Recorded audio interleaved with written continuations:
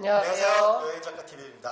네, 저희가 아까 1월 여행지 한탄강을 소개했고요. 이번에 소개시켜줄 곳은 어디죠? 네, 두 번째로 소개할 곳은 월정사 전나무 숲길입니다.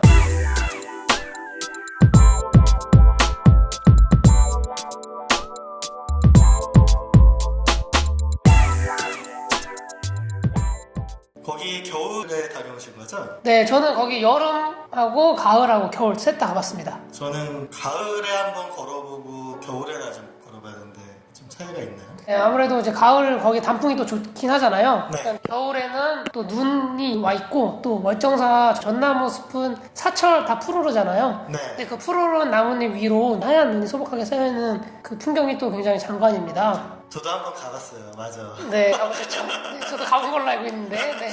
아니 왜냐면 입구밖에 못 갔어요. 그때 저희 동행이 있었는데 너무 춥고 힘들다고 그렇죠. 네, 그럴 수 있죠. 못 가겠다고 막 그래가지고 저는 그 입구에서만 보고 나왔는데 제가 왜 그게 기억에 많이 남냐면 폭설이 내렸을 텐데 전나무 위에서 눈이 떨어지는 그렇죠. 게 너무 예쁜 거예요. 그게 그렇죠, 맞죠. 네. 밖에는 완전 폭설인데 거기 안에는 되게 고요한 느낌이라고요. 그렇죠. 네. 울창하기 때문에 또 엄청 고요하고, 네. 그리고 아마 많이들 보셨을 거예요. TV에서도 거의 종종 나오거든요. 그리고 그쵸. 또 얼마 전은 아니고 이제 시간 좀 지났지만 도깨비 그때 촬영했을 때도 겨울이었죠. 그 거기에서 이제 도깨비 김신과 도깨비 신부 지은탁 그 공유 씨와 김고은 씨가 거기서 걸어가는 그 장면은 너무 예뻤어요. 원래 또 도깨비가 영상미가 좋은데 그 영상미 좋은 제작팀께서 또 전나무 숲을 정말 예쁘게 담아주셨어요. 겨울에 예쁩니다. 이제 월정사를 얘기를 해보게 되면 오대산에 있는 거거든요. 그쵸. 오대산의 입구 쪽에 있는 게 월정사고 네. 더 안쪽에 들어가면 상원사가 있죠. 그 오대산이 5개의 봉우리가 있습니다. 5개의 봉우리에 5개의 암자가 있다고 그래서 5대가 있다 해서 오대산이라고 이름 붙은 거거든요. 그래서 그거를 북대, 남대, 서대, 동대 그리고 하나는 중대 5개 암자를 투어하는 불교 트레킹 코스로도 알려져 있는 산입니다. 저는 그 월정사에서 상원사 가는 선제길이라고 하죠. 네, 그 그렇죠. 길이 되게 좋던데 겨울에 걸어보신 거죠? 네, 겨울에 선제길 다녀왔습니다. 근데 이제 제가 갔을 때 눈이 너무 많이 와가지고 코스를 완주하지 못했어요. 왜냐면 눈길을 걷는 게 엄청 힘들거든요. 체력 소모가 좀 크고 춥고 그렇기 때문에 또 사람이 별로 없을 때 눈이 좀 소복하게 쌓였을 때 아침 첫 차 타고 가다 보니까 일단 아직 기온이 또 오르기 전이라서 전나무 숲을 메인으로 두고 갔기 때문에 월정사에서 전나무 숲을 보고 걸어서 올라가다가 이제 한 중간 지점에서 상원사로 간 거죠, 바로. 네. 이해했습니다. 네, 그래서 그 선제길이 옛날에는 스님들이 참선을 하던 길이다 이렇게 알려져 있는데 그 이유가 오대산에 아까 5대가 있다 그랬잖아요. 네. 5대가 불교에서 문수보살, 지혜를 상징하는 문수보살을 문수신앙이라고 해요. 그래서 이게 원래 중국에 있는 오대산, 그거를 이제 신라 때 자장율사가 거기서 그걸 보고 암자 5개를 만들었다. 문수신앙을 그쪽에다가 이제 만들었다. 문수신앙, 지혜를 얻는다라는 거잖아요. 그래서 선제동자라고 문수신앙의 지혜를 쫓아가는 그 어린 동자승의 이름이 선제동자라고 해요.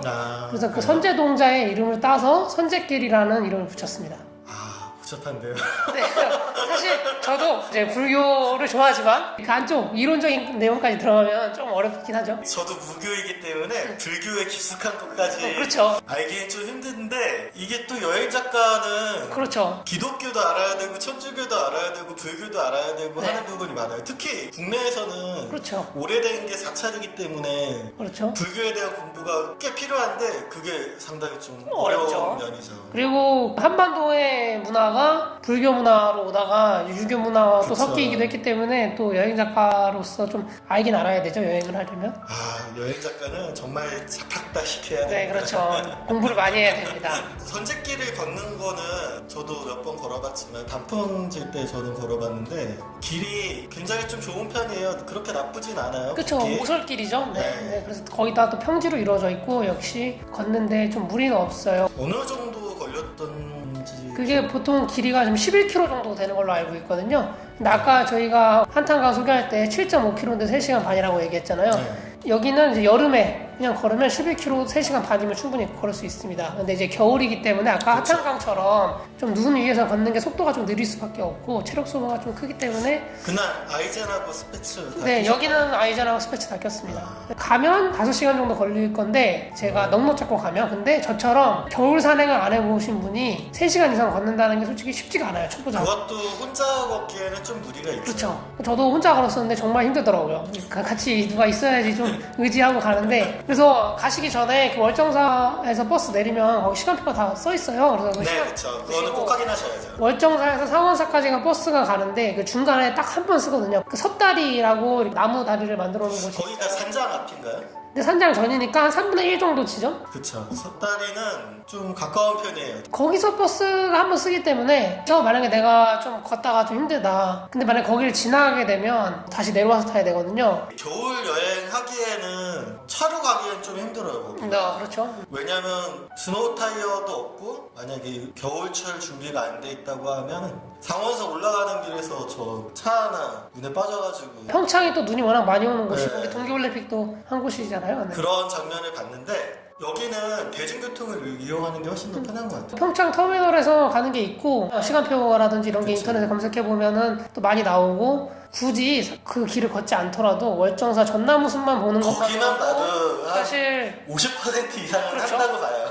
그 월정사 전나무숲이 1km 정도 돼요. 짧은 편이에요. 그렇게 네. 긴 편은 아니에요. 그리고 또 월정사에 가면은 구층 목탑이 있고 거기 네. 볼만한 게 많죠. 아예 걷지 않으신다면 네. 월정사에서 보시고 나오셔서 내렸던 장소에서 다시 버스를 타고 상원사까지 올라가시는 거 좋습니다. 그래서 상원사도 가볼 만한 게 이 선제길의 출발점과 마지막 지점이고 그쵸. 거기가 조선 세조하고 좀 연관이 돼 있어요. 세조가 등창이 심해서 선제길을 걸었다고 해요. 네. 근데 그때 이제 어떤 꼬마가 세조의 등을 씻겨줬다고 합니다. 네. 그쵸. 그래서 이제 세조가 왕을 봤으면 얘기하지 말라 이렇게 얘기했더니 꼬마가 선제동자를 만났다고 얘기하지 말라 이러고 갔다. 그러고 나서 등창이 나왔다 라는 이야기가 전해져요. 근데 사실 왕이 그 길을 걸었을지 안 걸었을지 모르겠죠. 국내 여행지 중에 뭐 이렇게 왕이 왔다 갔다 그런 여러 이야기들이 있는데 보통 왕들이 궁에서 그렇게 자주 나간 편은 아니었죠. 그렇죠. 많이 나갈 수가 없죠. 네. 한번 행렬하기가 쉽지 않은데 네. 그래도 은근히 그런 얘기가 네, 많습니다. 네. 그리고 거기 상원사에는 세조가 단종을 죽이고 왕이 됐잖아요. 그러다 보니까 뭐 세조를 음해하려는 세력들이 많았는데 그 상원사에 세조가 온다는 걸 알고 자객이 숨어 있었다 그래요. 네. 네, 그런데 무슨 고양이가 고양이 석산. 고양이가 세조가 가는 발을 붙잡아가지고 네. 알고 봤더니 거기 자객이 숨어 있었다. 그래서 또 세조가 고양이를 굉장히 좋아한다는 얘기가 상원사 앞에 고양이 석상이 있는데 솔직히 모양새는 고양이를 그렇게 닮지는 않았어요. 네, 그렇죠. 네. 뭐 그런 것도 다 여행지의 스토리를 담고 있는 것이기 때문에 저는 또 좋다고 생각합니다. 그런 것도. 네, 그리고 또 겨울에 평창을 가면은 시간이 되시면은 그 앞에 평창 송어축제 뭐 이런 것도 있잖아요, 행사장이. 그래서 뭐 거기도 같이 가보시면 좋지 않을까 생각합니다. 월정사 전나무숲길 가서 연인과 함께 가신다면 도깨비와 도깨비 신부를 생각하시면서 한번 걸어보시는 게 어떨까. 그 템을 담기가 되고 있는데 공유 비율이 네, 그렇죠. 공유 비율과 김고은님 또 아름다우시죠. 네, 그래서 힘들지만 사실 거기 유명하잖아요. 도깨비 신부하고 도깨비가 꽃 주는 그 주문진 방파제. 네. 사실 거기가 뭐 아무것도 없는 데였는데 그 장면 하나로 거기 앞에서 뭐 꽃도 팔고 많은 젊은 커플들이 가서 사진 찍잖아요. 근데 그에 비해 월정사 전나무 숲은 사실 좀 더 아름다웠고 볼거리가 많은데 좀 덜 이슈가 됐죠. 항구 쪽은 약간 좀 포인트가 있잖아요. 아, 그렇죠. 드라마의 시작과 그렇죠. 그게 포스터도 있기 그렇고. 때문에 네. 아무래도 상징성이 있죠. 차이가 있죠. 상징성의 차이도 있고 그런데도 불구하고 둘 중에 한 군데를 가라고 한다면 저는 월정사 그렇죠. 쪽을 택할 굳이 것 네, 같아요. 네, 저도 당연히 월정사를 택하고 볼거리가 많습니다. 그 성부박물관도 있고 그래서 그렇죠. 네, 거기 볼거리가 많고 저도 무교인데 아까 말씀하신 것처럼 꼭 불교 신자가 아니더라도 다른 종교를 믿는 분들이시더라도 그 월정사의 가람 자체가 풍경이 좋기 때문에 한번 가보시는 거를 추천드리도록 하겠습니다. 상원사의 동종 말씀 안 하셨어요? 아, 그렇구나. 상원사의 동종도 국보죠. 네. 그리고 월정사에 아까 말했던 구층서탑. 네, 그것도 국보고. 네, 사실 보물들이 굉장히 많아요. 지금 저희가 보면 월정사에서는 석탑, 그리고 그렇죠. 상암사에서는 동종. 네. 그렇게는 꼭 한번 보고 오시는 게 좋을 것 같아요. 그렇죠. 네. 그리고 사실 아까 얘기 드렸지만 버스 타고 가면 편하게 딱 올라오고 또 거기야 황원사 앞에서 또 버스 쓰니까 거기서 네. 또 타고 평창 시내까지 다시 나오시면 되거든요. 그래서 겨울철에 좀 운전하기 좀 부담스러우신 분들이 대중교통으로 가기가 좀 좋지 않나 생각합니다. 그러면 저희가 여기까지 여행지 소개를 끝냈고요. 다음에 저희는 다른 여행지를 가지고 찾아뵙겠습니다. 잊지 마시고 구독과 좋아요 부탁드리고요. 네, 이상 마치도록 하겠습니다.